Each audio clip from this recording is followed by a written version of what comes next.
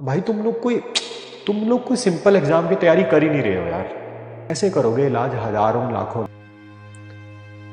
सच बोलने से ना मेरे को लग रहा है सबको फायदा होता है, आपको हमको ट्रांसपेरेंसी बहुत ज़्यादा बढ़ती है, ठीक है, एंड चीज़ें अच्छी बेटर होती हैं। डिस्पाइट मुझे ऐसा लगा अपना बेस्ट जो है वो दे रहे हैं, सिस्टम अपना बेस्ट दे रहा है, टीचर्स अपना बेस्ट दे रहे हैं, ठीक है। मुझे लगता है कई बैच के अंदर बच्चे हैं जिनको विश्वास ही नहीं हो रहा है ना कि उनका सिलेक्शन हो जाएगा।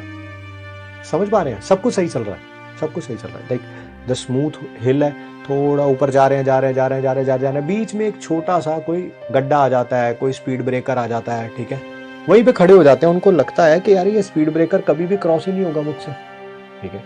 कोई क्वेश्चन समझ नहीं आया, कोई टॉपिक समझ नहीं आया, 4 क्वेश्चंस नहीं हुए, एक टेस्ट में नंबर कम आ गए, 2-4 क्लास का बैकलॉग हो गया, कुछ भी किसी भी सब्जेक्ट के लिए बात कर रहा हूं मैं, तो ओवरऑल बात कर रहा हूं, ठीक है। उनको वो कॉन्फिडेंस ही नहीं है कि हम सही ट्रैक पे हैं। जब आपको कॉन्फिडेंस नहीं होगा तो फिर आपका माइंड चेंज करेगा मेहनत करने का तरीका। देखो यार, मुझे पता है कोई काम है, मैं सही ट्रैक पे चल रहा हूं, मुझे पता है काम हो जाएगा, तो मेरा जो कॉन्फिडेंस होता है ना उस काम को करने का कुछ और ही होता है, कुछ और ही होता है। मुझे पता करते चलो, करते हो जाएगा। तो आप उस कॉन्फिडेंस से काम करते हो।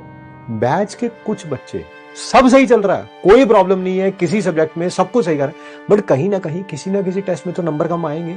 कभी ना कभी कोई टॉपिक तो मुश्किल लगेगा, कभी ना कभी कोई 4 क्लास में बैकलॉग तो होगा ही, that is bound to happen. वो वहां जाके स्टक हो जाते हैं, फिर ऐसे खड़े हो जाते हैं, बिल्कुल ठीक है।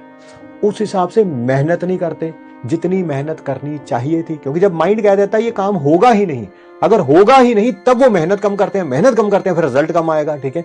तो ये बात को समझिए।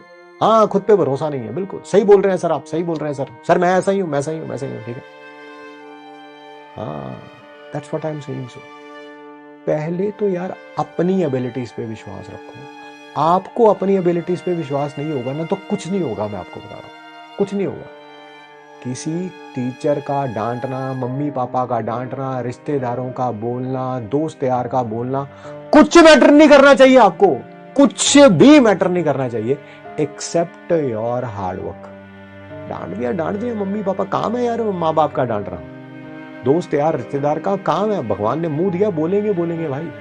टीचर का काम है अप्रिशिएट करना, कभी कभी थोड़ा नीचे भी गिराना, कारण क्योंकि मुझे पता है भाई ये पुश एंड पुल से ही हमेशा रिजल्ट आता है। हमेशा पुश मारते रहोगे रिजल्ट नहीं आएगा, हमेशा पुल करते रहोगे रिजल्ट नहीं आएगा। पुश एंड पुल, कभी 2 तारीफ करो, कभी जो 2 है 2 जानों को डांटो, ठीक है, तभी काम बनता है भाई। ये टीचर का काम है, ठीक है। तो ये सारे काम होते रहेंगे, but you should not be affected. 2 question आज ज्यादा हो गए हैं, बहुत अच्छी बात है, नहीं हुए तो उनको दोबारा देखेंगे भाई, वो टॉपिक दोबारा देखना पड़ेगा। मैं तो आज भी कह रहा हूं, ये फैक्ट है, आपको विश्वास करना है, नहीं करना करो, नहीं करना ना करो। आज की डेट में भी जो नीट की प्रिपरेशन 0 से स्टार्ट करेगा ना, 0 से, वो भी अगले साल रिजल्ट सेलिब्रेशन पे दिखेगा। तुम लोग तो फिर 1, 2, 2.5 महीने आगे चल रहे हो भाई।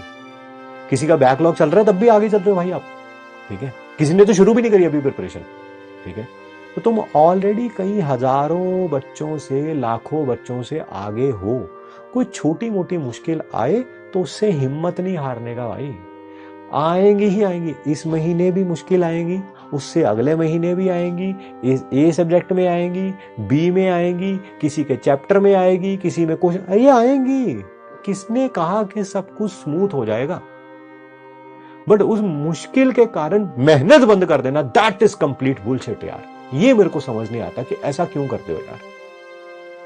ये तो होगा ही होगा। आज किसी में 4 टेस्ट में अच्छे नंबर आए हैं तो आगे जाके 2-3 टेस्ट में नंबर कम आएंगे। गड़बड़ होती है, ये तो अभी प्रिपरेशन है, प्रिपरेशन में तो गड़बड़ होंगी, बाउंड टू हैपन है, मैं बता रहा हूं आपको, होंगी।